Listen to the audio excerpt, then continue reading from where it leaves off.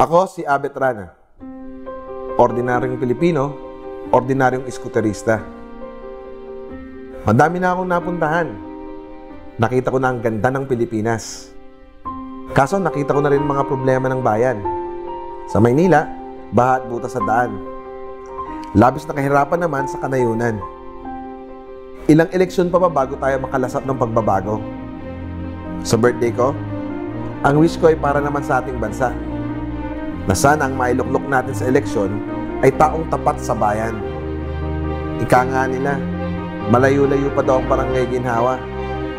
Kung aayahin kita, sasama ka ba? Ako si Abet Rana, ordinaryong Pilipino, ordinaryong iskuterista. Sana sa biyahe kong ito ay aangkas kayo.